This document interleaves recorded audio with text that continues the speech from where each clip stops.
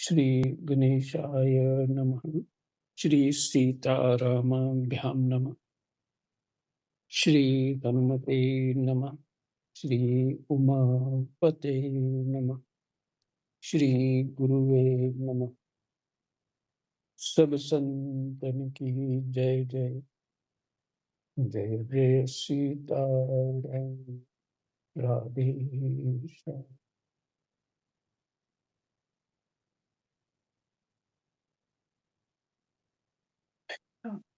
आज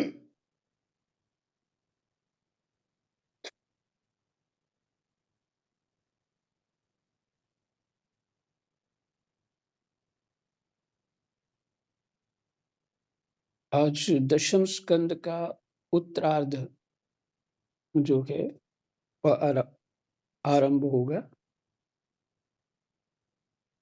ओम नमो भगवते वासुदेवाय।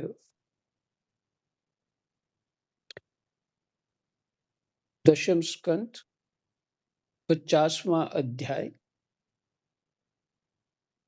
उत्तरार्ध। प्रसंग है जरासंध से युद्ध और द्वारकापुरी का निर्माण।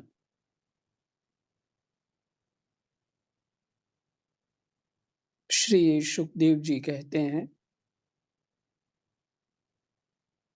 राम कृष्णाय वासुदेवाय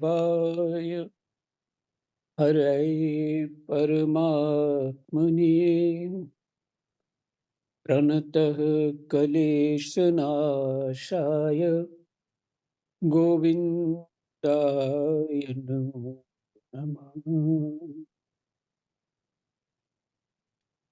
श्री सुखदेव जी कहते हैं, भरत वंश शिरोमणि परीक्षित, कंस की दो रानियां थी, अस्ति और प्राप्ति। पति की मृत्यु से उन्हें बड़ा दुख हुआ। वे अपने पिता की राजधानी में चली गईं। उन दोनों का पिता था मगधराज जरासंध। उससे उन्होंने बड़े दुख के साथ अपनी विधवा होने के कारणों का वर्णन किया।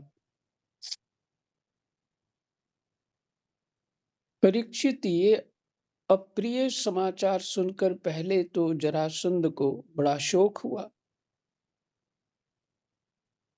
परंतु पीछे वह क्रोध से तिलमिला उठा।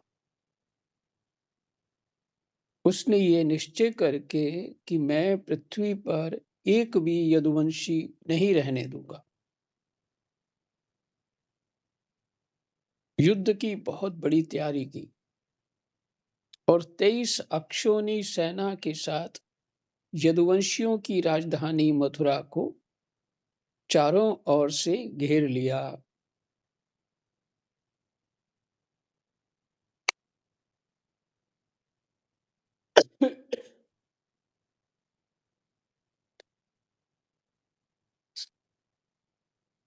भगवान श्री कृष्ण ने देखा, जरासंध की सेना क्या है, उमड़ता हुआ समुद्र है। उन्होंने ये भी देखा कि उसने चारों ओर से हमारी राजधानी घेर ली है और हमारे स्वजन तथा पूर्ववासी भयभीत हो रहे हैं।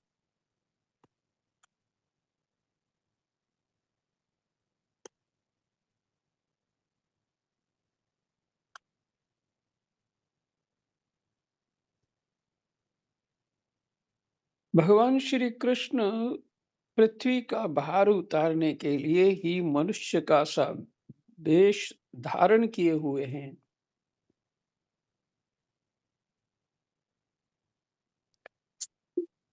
यहाँ विचार ये है कि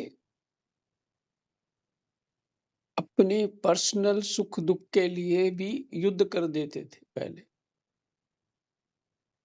क्योंकि उसकी बेटियां विधवा हो गई।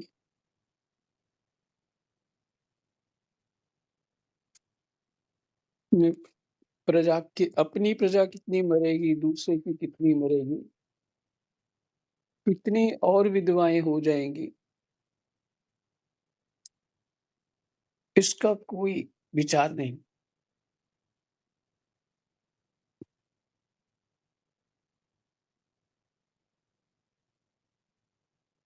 अब उन्होंने विचार किया कि मेरे अवतार का क्या प्रयोजन है और इस समय इस स्थान पर मुझे क्या करना चाहिए। उन्होंने सोचा ये बड़ा अच्छा हुआ कि मगधराज जरासंध ने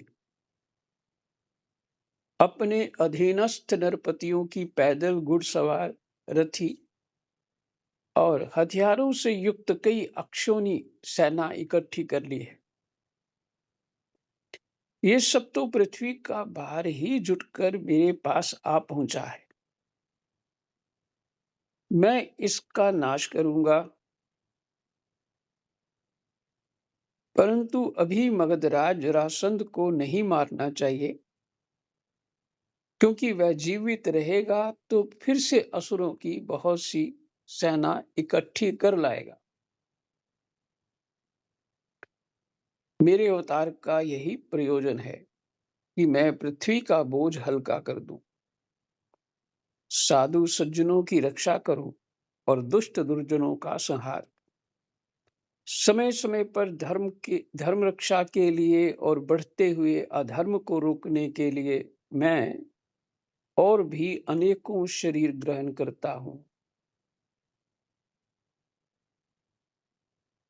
और भी अनेकों शरीर ग्रहण करते हैं भगवान, जैसी आवश्यकता होती है।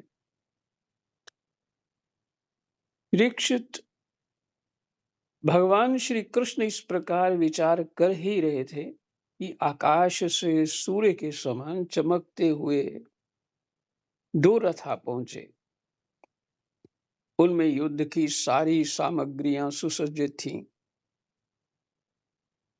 और दो सारथी उन्हें हाँक रहे थे। इसी समय भगवान के दिव्य और सनातन आयुध भी अपने आप वहां आकर उपस्थित हो गए। उन्हें देखकर भगवान श्री कृष्ण ने अपने बड़े भाई बलराम जी से कहा, भाई जी, आप बड़े शक्तिशाली हैं। इस समय जो यदुवंशी आपको ही अपना स्वामी और रक्षक मानते हैं, जो आपसे ही सनाथ हैं, उन पर बड़ी उन पर बहुत बड़ी विपत्ति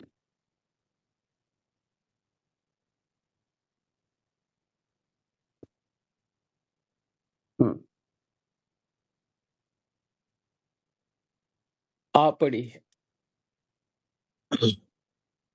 देखिए, ये आपका रथ है और आपके प्यारे आयुध हल मूसल भी आ पहुंचे हैं। अब आप इस रथ पर सवार होकर शत्रु सेना का संहार कीजिए और अपने स्वजनों को इस विपत्ति से बचाइए। भगवान साधुओं का कल्याण करने के लिए ही हम दोनों ने अवतार ग्रहण किया है।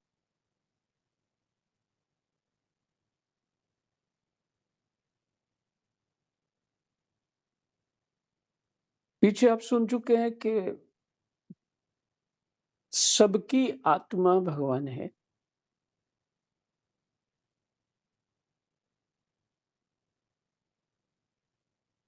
भगवान ऐसे भी कर सकते हैं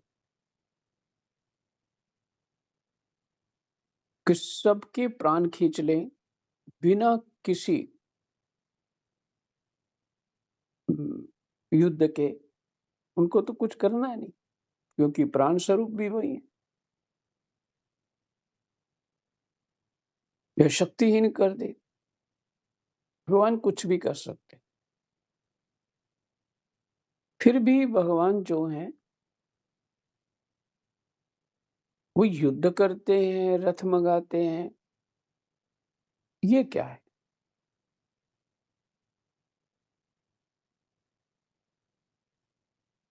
वही भगवान लीला करने आए हैं।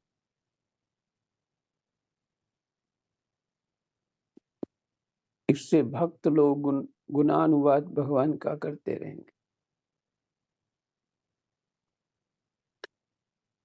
भगवान का यशोगान होता रहेगा तो जीव अपना कल्याण कर पाएगा।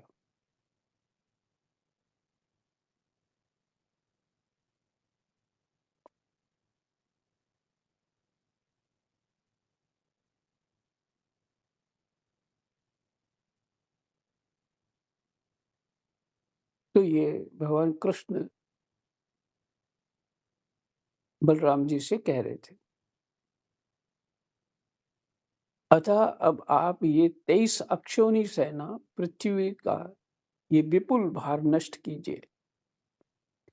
भगवान श्री कृष्ण और बलराम जी ने यह सलाह करके कवच धारण किए और रथ पर सवार होकर वे मथुरा से निकले।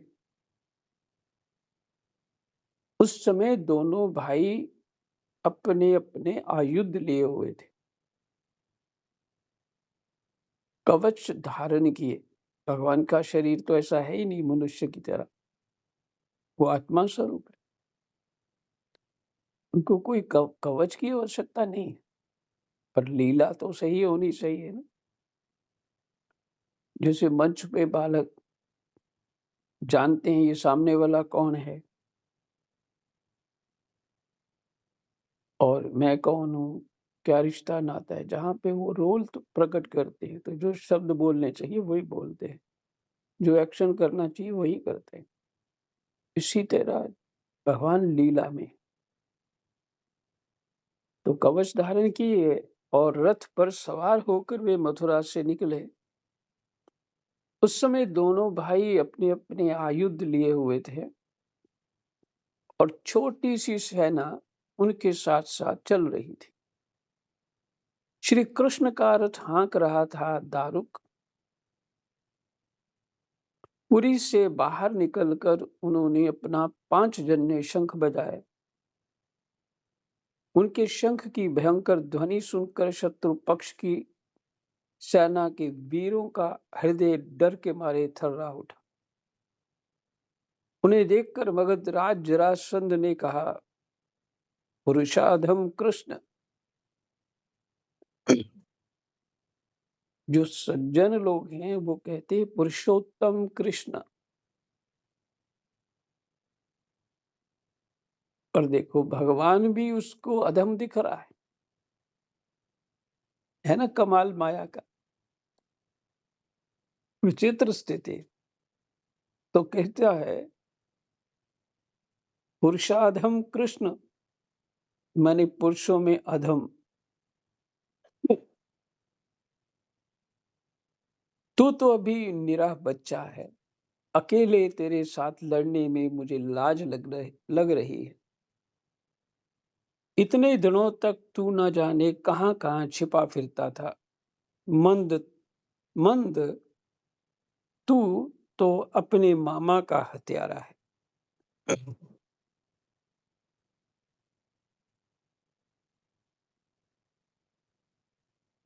इसलिए मैं तेरे साथ नहीं लड़ सकता। जा, मेरे सामने से भाग जा। बलराम, यदि तेरे चित्त में ये श्रद्धा हो कि युद्ध में मरने पर स्वर्ग मिलता है तो तू आ, हिम, हिम्मत बांधकर मुझसे लड़। मेरे बाणों से छिन्न भिन्न हुए शरीर को यहाँ छोड़कर स्वर्ग में जा, अथवा यदि तुझ में शक्ति हो तो मुझे ही मार डाल।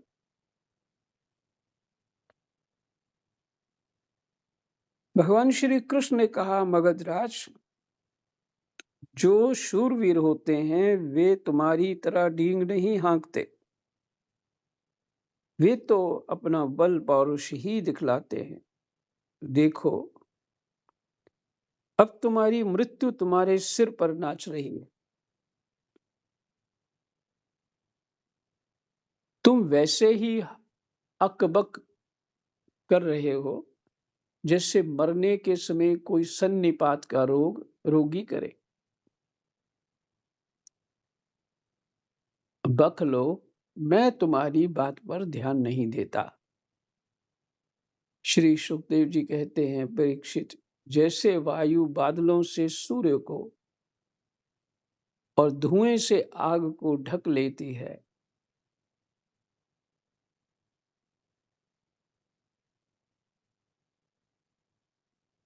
किंतु वास्तव में वे ढकते नहीं, उनका प्रकाश फिर फैलता ही है, वैसे ही मगधराज जरासंध ने भगवान श्री कृष्ण और बलराम के सामने आकर अपनी बहुत बड़ी बलवान और अपार सेना के द्वारा उन्हें चारों ओर से घेर लिया। यहाँ तक कि उनकी सेना, रथ, ध्वजा, घोड़ों और सारथियों का दिखना भी बंद हो गया। मथुरापुरी की स्त्रियां अपने महलों की अट्टारियों, छज्जों और फाटकों पर चढ़कर युद्ध का कौतुक देख रही थी। जब उन्होंने देखा कि युद्ध भूमि में भगवान श्री कृष्ण की गरुड़ चिन्ह से चिन्हित और बलराम जी की ताल चिन्ह चिन्ह से चिन्हित ध्वजा वाले रथ नहीं दिख रहे हैं,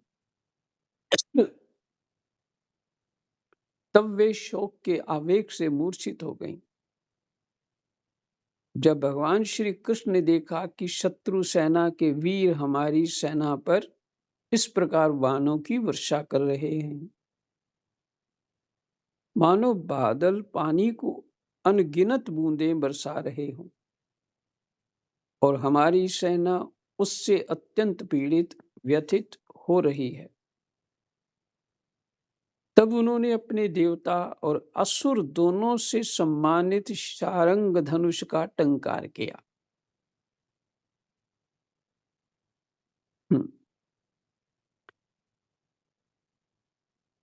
इसके बाद वे तरकश में से बाण निकालने, उन्हें धनुष चढ़ाने और धनुष की डोरी खींचकर झुंड के झुंड बाण छोड़ने लगे। उस समय उनका वह धनुष इतनी फुर्ती से घूम रहा था, मानो कोई बड़े वेग से आलात चक्र लुकारी घुमा रहा हो।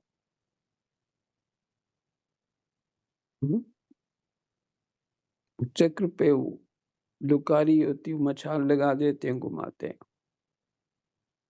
तो लगता है कि वो ये आग का रिंग सब बन जाता है वहां, पर होता वो एक ही है। इतनी तेजी से वो बाण चला रहे, चारों तरफ घूम घूम करके।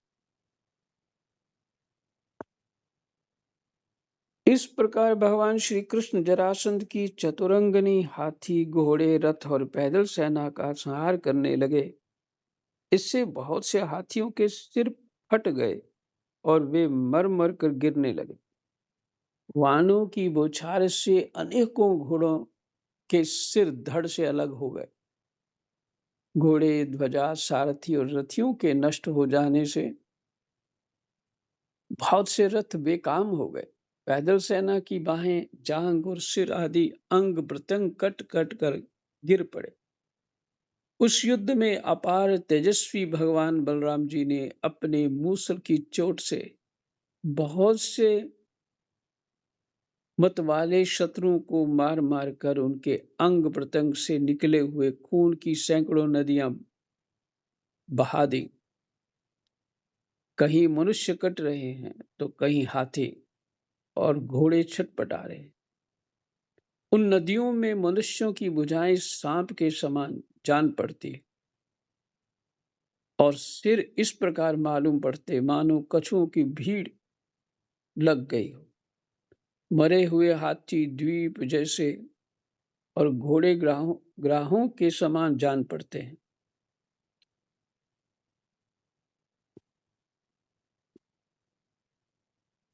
हाथ और जांघें मछलियों की तरह, मनुष्यों के केश सेवार के समान धनुष तरंगों की भांति और अस्त्र शस्त्र लता एवं तिनकों के समान जान पड़ते हैं। ढालें ऐसी मालूम पड़ती मानो भयानक भंवर हो। ये इन्होंने मारकाट इतनी जल्दी करी कि सबके रक्त निकलने लगे, सब तरफ से रक्त निकलने लग गया और रक्त निकलने से जैसे पहाड़ से झरने निकलते हैं, ऐसे बन के एक नदी सी चौड़ी बन गई।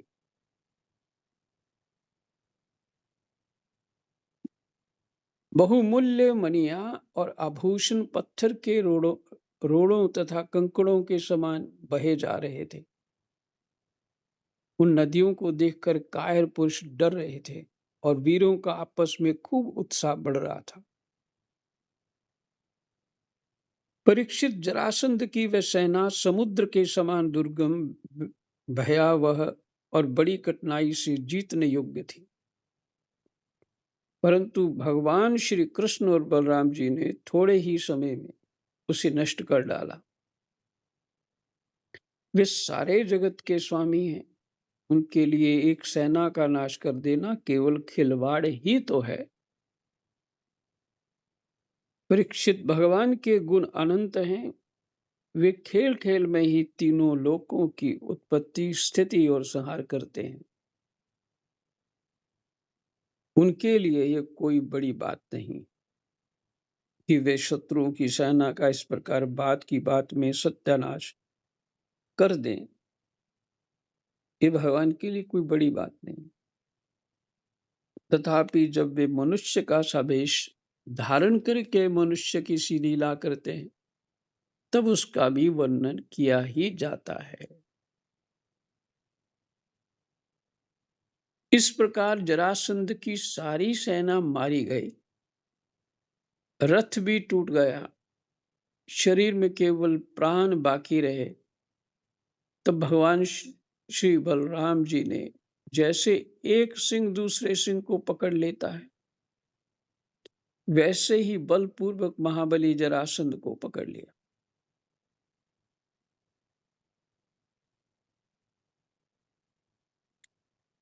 जरासंध ने पहले बहुत से विपक्षी नरपतियों का वध किया था, परंतु आज उसे बलराम जी वरुण की फांसी और मनुष्य के फंदे से बांध रहे थे।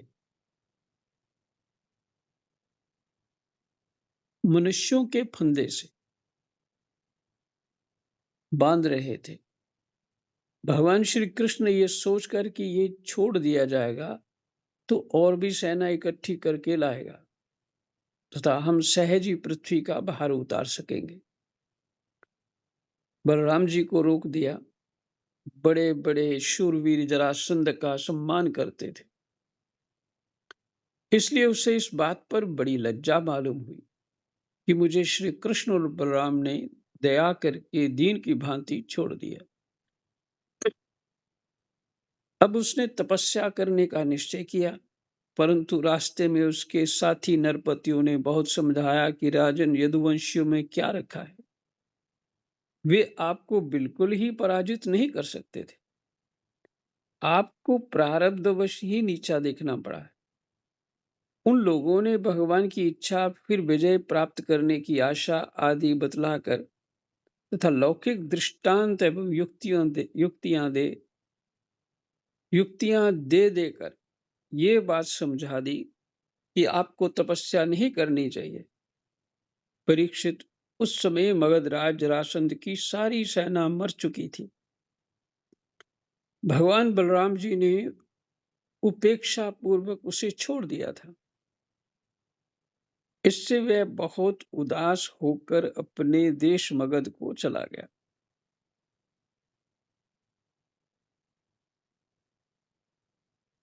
परीक्षित, भगवान श्री कृष्ण की सेना में किसी का बाल भी बांका ना हुआ। भगवान के पक्ष से जो साथी युद्ध लड़ने आए थे, वो सब ठीक थे और उन्होंने जरासंध की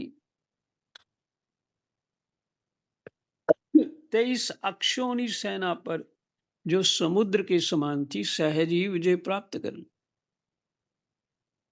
उस समय बड़े बड़े देवता उन पर नंदन वन के पुष्पों की वर्षा और उनके इस महान कार्य का अनुमोदन प्रशंसा कर रहे थे। जरासंध की सेना के पराजय से मथुरावासी भय रहित हो गए थे। जरासंध की सेना के पराजय से जब जरासंध का हार हुई तो मथुरावासी भय रहित हो गए थे और भगवान श्री कृष्ण की वजह से उनका हृदय आनंद से भर रहा था। भगवान श्री कृष्ण आकर उनमें मिल गए। सूत मागध बंदीजन उनकी विजय के गीत गा रहे थे। जिस समय भगवान श्री कृष्ण ने नगर में प्रवेश किया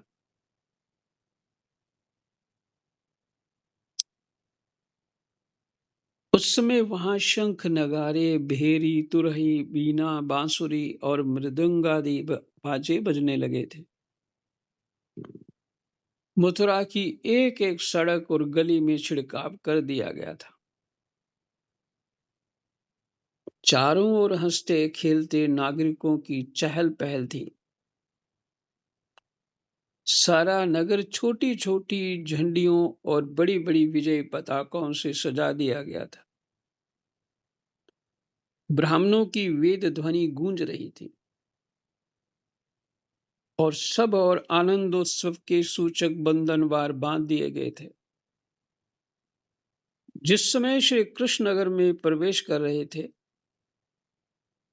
उस समय नगर की नारियां प्रेम और उत्कंठा से भरे हुए नेत्रों से उन्हें स्नेह पूर्वक निहार रही थी और फूलों के हार दही अक्षत और जौ आदि के अंकुरों की उनके ऊपर वर्षा कर रही थी। अब ऐसा कोई किसी पे छिड़के तो नाराजी हो जाएगा।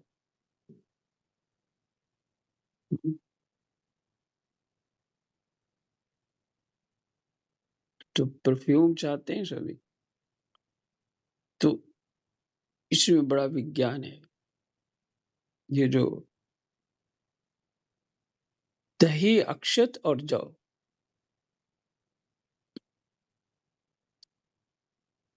आदि के अंकुरों की उनके ऊपर वर्षा कर रही थी। भगवान श्री कृष्ण रणभूमि से अपार धन और वीरों के आभूषण से ले आए थे। आभूषण ले आए थे। वीरों के आभूषण ले आए थे। बस सब उन्होंने यदुवंशियों के राजा उग्रसेन के पास भेज दिया। परीक्षित इस प्रकार 17 बार 23 अक्षौनी सेना इकट्ठी करके मगधराज जरासंध ने भगवान श्री कृष्ण के द्वारा सुरक्षित यदुवंशियों से युद्ध किया।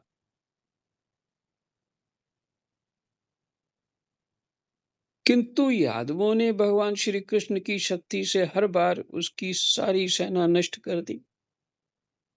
जब सारी सेना नष्ट हो जाती तब यदुवंशियों के उपेक्षा पूर्वक छोड़ देने पर जरासंध अपनी राजधानी में लौट जाता। जिस समय 18वां संग्राम छिड़ने ही वाला था उसी समय नारद जी का भेजा हुआ वीर नारद जी का काल यवन दिखाई पड़ा। युद्ध में काल यवन के सामने खड़ा होने वाला वीर संसार में दूसरा कोई ना था।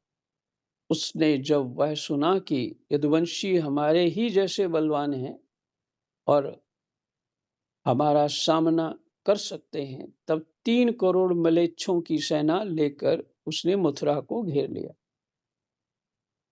तो मलेच्छ होते हैं मुसलमान।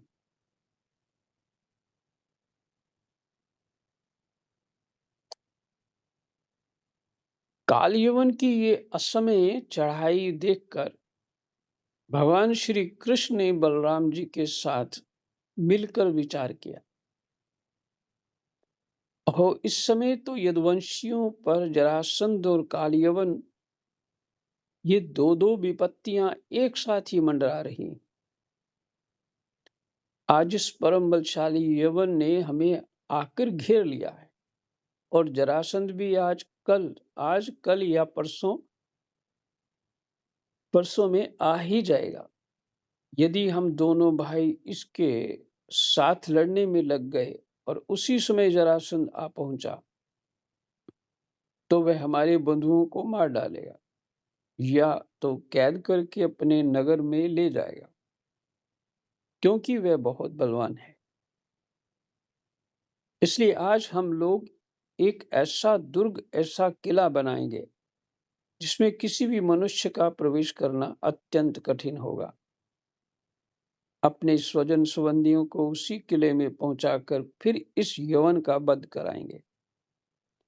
बलराम जी से इस प्रकार सलाह करके भगवान श्री कृष्ण ने समुद्र के भीतर एक ऐसा दुर्गम नगर बनवाया जिसमें सभी वस्तुएं अद्भुत थीं और उस नगर की लंबाई चौड़ाई 48 कोस की थी। 48 कोस, लगभग 150 किलोमीटर लंबाई चौड़ाई, उतना ही लंबा और उतना ही चौड़ा।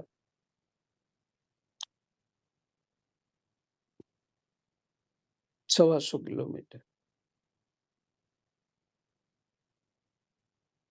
उस नगर की एक एक वस्तु में विश्वकर्मा का विज्ञान, वास्तु विज्ञान और शिल्प कला निपुणता प्रकट होती थी। उसमें वास्तुशास्त्र के अनुसार बड़ी बड़ी सड़कों, चौराहों और गलियों का यथास्थान ठीक ठीक विभाजन किया गया था। वह नगर ऐसे सुंदर सुंदर उद्यानों और विचित्र विचित्र उपवनों से युक्त था जिनमें देवताओं के वृक्ष और लताएं लहलहाती रहती थी। सोने के इतने ऊंचे ऊंचे शिखर थे जो आकाश से बातें करते थे। स्फटिक मणि की अट्टारियां और ऊंचे ऊंचे दरवाजे बड़े ही सुंदर लगते थे। अन्न रखने के लिए चांदी और पीतल के बहुत से कोठे बने हुए थे। वहां के महल सोने के बने हुए थे और उन पर कामदार सोने के कलश सजे हुए थे। उनके शिखर रत्नों के थे तथा गच्छ पन्ने की बनी हुई बहुत भली मालूम होती थी।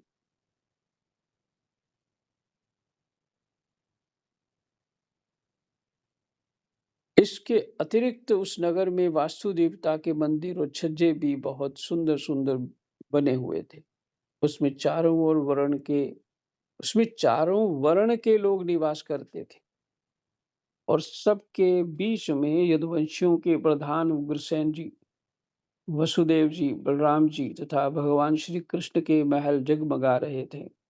परीक्षित, उस समय देवराज इंद्र ने भगवान श्री कृष्ण के लिए पारिजात वृक्ष और सुधर्मा सभा को भेज दिया। वह सभा ऐसी दिव्य थी कि उसमें बैठे हुए मनुष्यों को भूख प्यास आदि मृत्युलोक के धर्म नहीं छू पाते थे। वरुण जी ने ऐसे बहुत से श्वेत घोड़े भेज दिए जिनका एक एक कान श्याम वर्ण का था और जिनकी चाल मन के समान तेज थी।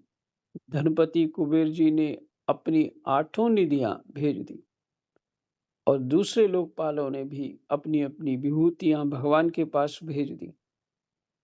परीक्षित, सभी लोकपालों को भगवान श्री कृष्ण ने ही उनके अधिकार के निर्वाह के लिए शक्तियां और सिद्धियां दी हैं। जब भगवान श्री कृष्ण पृथ्वी पर अवतीर्ण होकर लीला करने लगे तब सभी सिद्धियां उन्होंने भगवान के चरणों में समर्पित कर दी। जब भगवान श्री कृष्ण पृथ्वी पर अवतीर्ण होकर लीला करने लगे तब इन्हीं लोकपालों ने, देवताओं ने, तब सभी सिद्धियां उन्होंने भगवान के चरणों में समर्पित कर दी। भगवान श्री कृष्ण ने अपने समस्त स्वजन संबंधियों को अपनी अचिंत्य महाशक्ति योग माया के द्वारा द्वारका में पहुंचा दिया। शेष प्रजा की रक्षा के लिए बलराम जी को मथुरापुरी में रख दिया और उनसे सलाह लेकर गले में कमलों की माला पहने बिना कोई अस्त्र शस्त्र लिए स्वयं स्वयं नगर के बड़े दरवाजे से बाहर निकल आए। हम दशम स्कंद के उत्तरार्ध का प्रथम अध्याय विश्राम। जय नहीं, हाँ, प्रथम अध्याय 50वां अध्याय। जय जय सीताराम, राधे श्याम। कृष्णाय वासुदेवाय हरये परमात्मने प्रणतः क्लेशनाशाय गोविन्दाय नमो नमः। जय जय।